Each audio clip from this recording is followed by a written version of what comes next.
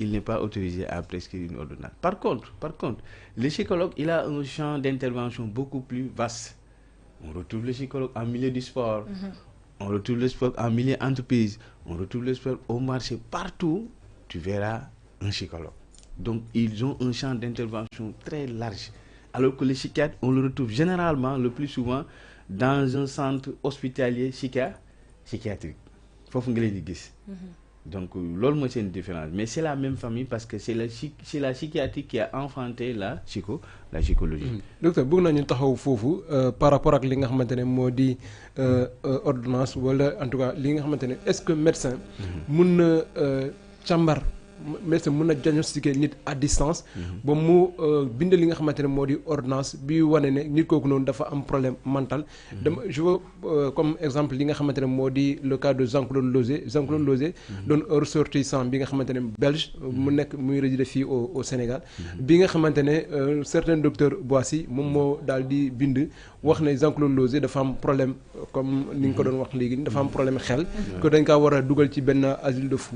Est-ce que médecin am na capacité boobu li nga xamante ne mun na càmbar nit à distance wala en tout cas à travers ses proches. Ça existe la télémédecine, la téléconsultation. Aujourd'hui, on a une plateforme en ligne qui s'appelle e-santé mentale au niveau du ministère de la Santé. Bon, peut-être que c'est pas fonctionnel à 100%, mais quand même, ça permet, il y a des plateformes en ligne qui permettent aux jeunes d'entrer en ligne et de poser des questions. Moi, j'ai fait des lives en vidéo en ligne. Qui la war a doon psychologue la war a doon. Oui, bien sûr. Je parle du médecin. Est-ce que le médecin peut... Oui, le médecin, la télémédecine, ça existe. Par exemple, tu fais à distance. Oui, à distance. Téléphone. Par téléphone. Ou le bien proche. Si, par téléphone. Parce qu'on est dans un monde pareil. C'est-à-dire que l'individu n'a plus le temps peut-être de venir faire un compte. Sauf que là, peut-être que y a moyen d'avoir téléphone à travers sa réaction, à travers ses réponses que l'on mën nga def njàngat par rapport ak loolu. Mais est-ce que par exemple man tey mën naa ñëw wax la Marie-Jeanne lii mooy comportement lii ak lii pour que ça vous civilise nga jàpp ne Marie-Jeanne dafa am problème xel wala da nga war a jàpp. Non, loolu c'est une intermédiation. Ça c'est pas possible. C'est une intermédiation. Voilà. Mais par contre, si Marie-Jeanne au téléphone, il me consulte. Ça, c'est de la téléconsultation, de la télémédecine. Ça peut se faire. Par exemple, je recueille les plaintes de Marie-Jeanne et en fonction de ces plaintes, je lui propose, parce que peut-être contact avec mon nek pour des raisons X, quelle est la solution? C'est la télémédecine ou bien la téléconsultation. Et les gens le font. Les gens le font. Peut-être qu'il y a des limites, mais quand même, comme on dit ici, on n'a pas le choix. Il y a un peu. Mais docteur, est-ce que koo xamante ne amul benn connaissance ci centre psychiatrique mën nañ ko confier loolu? Non, c'est pas possible. Ku amul connaissance, il faut pas jouer avec le feu. On ne joue pas avec le feu. Quelqu'un qui n'est pas professionnel dans le monde de la santé, dans le monde de la psychiatrie, dans le monde de la santé mentale, il faut pas lui confier des choses. Parce que soo xoolee ma wax loolu suñu demee Kaolack fa la nga xam ne moo di centre Ansoumana Dione gis nañ ko récemment mu def fi benn polémique. Mais je suis désolé de le dire, mais l'État doit sévir parce que le gars là, à quel titre il doit se procurer un centre? À quel titre? Une association privée qui se permet de faire des offres de services. Mais c'est inadmissible, c'est inacceptable. L'État doit sévir. Moi, on m'a envoyé les images, l'entretien de Keoulou, c'est Babacar qui l'a fait. Mais c'était lui-même, Ange-Marie. Ange-Marie, j'étais sidéré. Ça n'existe dans aucun pays. Aucun pays, du tout. Le gars, il n'a pas la légitimité pour avoir ce centre-là. Parce que ce centre-là appartient à l'État. Il faut qu'on se dise la vérité aussi. Docteur, je reviens sur ma question de tout à l'heure parce que gis naa ne y a am na ñoo xamante ne intéressé nañ te bëgg nañu am des éclaircissements par rapport à ça. C'est par rapport ak ki nga xamante ne yaa ngi doon tudd sànq léegi nii télémédecine. Mais est-ce que kooku aussi mën nañ ko diagnostiquer sans pour autant gis nit ki parce que je pense que aussi am na ay signes yoo xamante ne pour nga mën a comprendre état nit ki foog nga gis ko. nga teg ko bët surtout boo doonee un médecin psychiatre foog nga gis nit ki pour mën a travers les signes muy wane et puis aussi sa mentalité pour mën a effectivement qualifier est-ce que jar na yóbbu ci asile de fou ou pas. Est-ce que sans pour autant voir la personne mën nañ ko bindal ordonnance wala mën nañu jël décision ci moom. En tout cas, c'est les limites de la téléconsultation, de la télémédecine. C'est les limites de la téléconsultation parce que on aimerait bien avoir le contact réel avec la personne à qui le problème est concerné. Maintenant, si on fait de la télémédecine, il y a beaucoup d'informations qui nous échappent. Nit ki gisoo ko d'abord le visuel, on ne voit pas la personne. Hein? Deuxième élément, il y a des choses qui nous échappent parce que nit ki xamuloo si ban état la toll en réalité daf la jox ay informations yow tu te bases sur ces informations là pour établir un diagnostic et des solutions. Je pense qu'il y a beaucoup de limites par rapport à la télémédecine et à la téléconsultation, mais malgré tout comme ni ñuy wax bu situation taxawee c'est une solution parmi tant d'autres, mais on aurait bien aimé avoir le contact réel avec le patient. Mais su fekkee loolu moo fi sës, tu le fais avec les limites.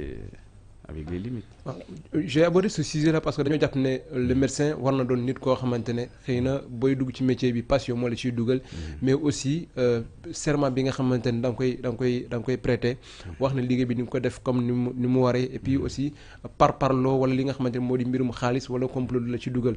On a vu avec le cas de docteur Boissy que après bu ñu demee ba ci li nga xamante ne moo di problème bi ëpp loxo dañoo avoué ñi nga xamante ne ñoom ñoo doon liggéey autour de ce dossier, ils ont avoué que complot moom lañ ci dugal ba loolu jural na ay lorange ki nga xamante ne moo di Jean-Claude Lozé, parce que après tout il s'est trouvé dans l'obligation de dellu fi nga xamante foofu la jógee. Il a fallu l'intervention de Babacar Touré à travers ñi nga xamante ñoom ñu la xamoon ci gouvernement ñu jàppale ko ba tey Jean-Claude mën a dellu si.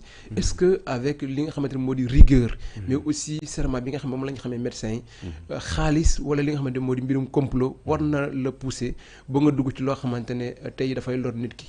bërki démb rek ci débat boobu lañ nekkoon, engagement ak l'aspect argent. Bërki démb rek un atelier de un jour fële à Jolof, hôtel Jolof. Donc bërki démb rek ci débat boobu muy posé nii ci lañ nekkoon, mais c'est vrai que au départ dans le métier tu es engagé, hein? Mais à un moment donné souvent les gens ils veulent faire autre chose. Mais dama sama conviction la man pour man boo nekkee ci métier boo ci nekkee da nga war a joxe à 100%. nga bañ a jiital xaalis, parce que xaalis boo ko jiitalee day yàq métier, que ce soit le journalisme, le psychologue, le psychiatre, lu mu mënti doon, le magistrat ak métier bu mu mënti doon boo ci jiitalee xaalis, parce que c'est dans tous les métiers. parce que gis nañ ko comme enjeu mu ko waxee des fois nit day bëgg ay affaire de héritage moo tax mu ne kii dafa dof bu ñu àttanee ko mu jël loolu nga xam ne moo di alalam bi. si yooyu la ay prétexte la ñuy wut, et puis dañuy def ça en collaboration avec un professionnel, un autre professionnel mu am ci pourcentage nga am moom mu am nga dem sa yoon. Yooyu am na fi, mais dans tous les cas man sama conviction laay wax métier boo ci gis dafa am ay principes de base. bu fekkee principe yooyu da nga ko franchir rek yaa ngi ci dans l'illégalité. Or nous dans le métier on ne doit pas être dans l'illégalité, surtout le métier de la santé, parce que métier de la santé c'est le seul métier ba nga xam da ngay ñëw di liggéey ci nit ba pare en même temps yow xalaatoo ci am xaalis, alors que yeneen métiers yi ci mbiru xaalis la. Foofu c'est pas la même chose. Mais fii on travaille sur des humains. Et quand on travaille sur des humains, il y a le minimum qu'on doit faire. C'est-à-dire mooy li nga wax noonu, la moralité, l'éthique, la déontologie. Et ñun dans notre métier, l'éthique elle est fondamentale. Il y a des choses yoo xamante dund naa hôpital ay moments yoo xamante ne je vous jure laa la ni c'était douloureux, c'était difficile pour moi. Mais dama assuré ba ni ma fay jógee dem niveau central. Parce que sama image laa doon sauvegarder. Tey jii am na yoo xam boo ko defee après daf lay topp du la bàyyi mukk. Donc j'appelle aussi aux collègues de respecter les chartes du métier, que ce soit le gynécologue, le psychiatre ou le médecin généraliste. Il faut respecter les chartes du métier. Mais docteur, même quand on est dans le milieu scolaire bi xale yi dañuy am des fois des troubles mentaux, ñu bari jàpp ni peut-être dañoo réew wala dañoo capricieux te alors que ñoo ngi dund lu metti. Voilà, il y a le phénomène de Djiné Maïmouna qui est interprété à différents niveaux par des collègues. Am na ci ñu ne les crises c'est des crises hystériques, am na ñu ko wax. Am na ci ñu ne am na ci ñoo xamante ne dañ koy def pour di def tappale comme li nga wax. Du ma dàq ñaar yëpp. Parce que xale yi ils sont capables de tout, surtout les jeunes filles. Surtout les jeunes filles, ils sont capables de tout. Man am naa ci ay doom yu nekk kër ga elles sont capables de tout mën nañ ñëw avec les larmes fekk jànguñu woon di wut ay alibi léegi loolu lañ xewal mooy li ma wax rek téléphone yi ñooy yàq seeni mbir donc yooyu day am dina may mën a c'est vrai que am na ci booy yoo xamante ne dañuy topp ci crise hystérique pour une personne topp ci ñoom aussi di def ay affaires pour mën a justifier seen échec donc yooyu am na mais dans tous les cas dans les thérapies cliniques il y a aussi les thérapies traditionnelles africaines qu'on ne doit pas occulter te man maa ngi ciy liggéey bu bëri xam naa ne un jour on va partager l'information dinaa leen ko partager parce qu'il y a le professeur Mamadou Mbodj qui a écrit un excellent ouvrage sur ça. Il y a aussi le professeur Ibrahima Sow qui a écrit le maraboutage dinaa la ko envoyé téléchargement le maraboutage au Sénégal et puis da ci génne ay aspects yu am solo parce que ñun on se réfère beaucoup sur la thérapie moderne clinique en ignorant la thérapie traditionnelle africaine. Le phénomène des djinns, le phénomène des rap, hein, le bois sacré, les khambs, tout ça, les tours, c'est des éléments qui sont dans la santé mentale qu'on doit explorer davantage. Et malheureusement, c'est pas bien exploré. Il y a deux professeurs qui ont bind. Mais war nañ ko mën a creuser ba mettre ko sur la place publique pour que les gens approprient ko parce que c'est des éléments qui sont factuels qu'on retrouve dans la société tey bu nit amee benn trouble mental lan la ñuy wax dañ koo songu du ñu wax ne dafa kii de clinique de dañ naan première chose bu nit amee trouble mental surtout que quand le trouble mental persiste on dira que dañ koy yóbbu ci sëriñ bi parce que dañ koo songu loolu la ñuy njëkk a wax donc cette question là il faut que ñu creuser ci def ci ay enquêtes def ci bind ci ba pare tas ko ñi mën a xam.